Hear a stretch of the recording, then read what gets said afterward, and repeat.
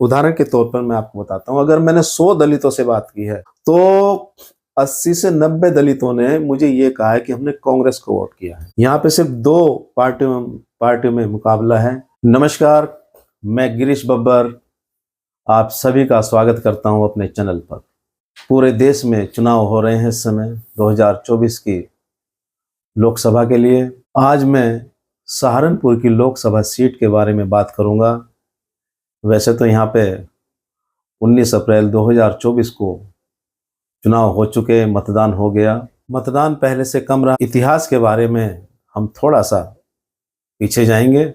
1952 से 1977 तक यहाँ पर कांग्रेस का शासनकाल रहा। ये सीट कांग्रेस के हाथ में रही और 77 में जब इमरजेंसी लगी तो हालात बदले, तो सहारनपुर की सीट जनता दल या जनता पार्टी के हाथ में चली गई। 1996 से 1998 तक बीजेपी काबिज रही। 99 से 2004 तक यहाँ पर बीएसपी को ये सीट मिली, जिसपे मंसूर अली खान जी विजयी हुए और 2004 में सपा से रशीद मसूद जी विजयी हुए और 2009 में फिर दोबारा बीएसपी यहाँ पर आई। जगदीश राणा जी 3,54,807 वोट लेकर विजयी हुए।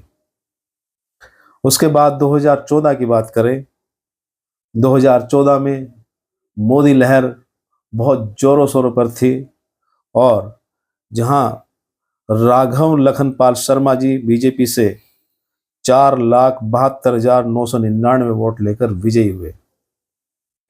उसके बाद 2019 में दोबारा से फिर बीएसपी के हाथ में यह सीट आई और फजलुर रहमान जी 5,14,139 वोट लेकर विजयी हुए।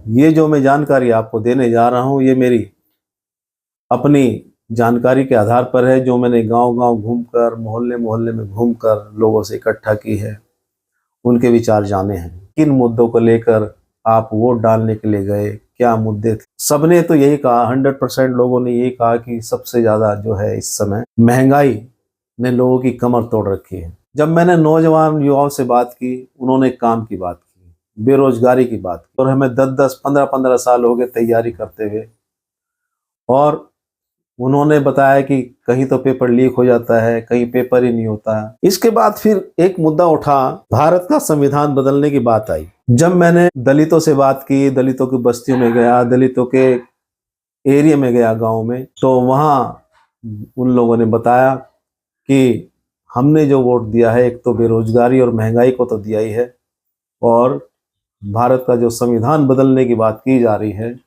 हमने उसको भी देखते हुए वोट किया है। और ज्यादातर दलितों का, जितने भी लोगों से मैंने बात की, दलितों से, जो नौजवान दलित हैं, उनकी बात कर रहा हूं मैं, यहाँ तक कि महिलाओं ने भी, सब ने, मैंने अगर एक उदाहरण के तौर पर मैं आपको बताता हूं, अगर मैंने 100 दलितों से बात की है तो 80 से 90 दलितों ने मुझे ये कहा है कि हमने कांग्रेस को वोट किया है। मैंने पहले भी वीडियो बनाई है। अगर मैं मुस्लिमों की बात करूं, मुस्लिम शुरुआत से ही इस बार कांग्रेस के साथ जुड़ गया था। तो मैंने एक भाई से बात की, मैंने कहा जी क्या माहौल चल रहा है, किसको वोट दिया आपने। तो वो हमारे ठाकुर समाज से थे भाई साहब। उन्होंने कहा जी देखो, हमने तो कांग्रेस को वोट किया है। सैनी समाज भी कांग्रेस को वोट किया है। मैं ये तो नहीं कह सकता कि सभी सैनियों ने वोट किया है, लेकिन कम से कम काफी हद तक सैनी समाज ने कांग्रेस को वोट किया है, क्योंकि थोड़ा सा बीजेपी लेट कर गई डॉक्टर धर्म सिंह सैनी जी को बीजेपी में शामिल करने के लिए। तो इस आधार पे मैं कह सकता हूँ, यहाँ पे जो लोग ये कह रहे हैं कि सहारनपुर की जो लोकसभा सीट है उसका त्रिकोणीय मुकाबला है, मैं नहीं मानता कि त्रिकोणीय मुकाबला है सहारनपुर की सीट पर। यहाँ पे सिर्फ दो पार्टियों में मुकाबला है, कांग्रेस और बीजेपी के बीच। और जहां तक मेरे अपने आंकड़े हैं, मैं अपने आधार पर कह रहा हूं, मैं किसी और की बात नहीं करता हूं, यहां से मेरे हिसाब से कांग्रेस की ही सीट निकलनी चाहिए। जैसे जैसे मैंने आंकड़े इकट्ठे किए और लोगों से बातचीत की, मैं आपसे आगे लेता हूं। नमस्कार।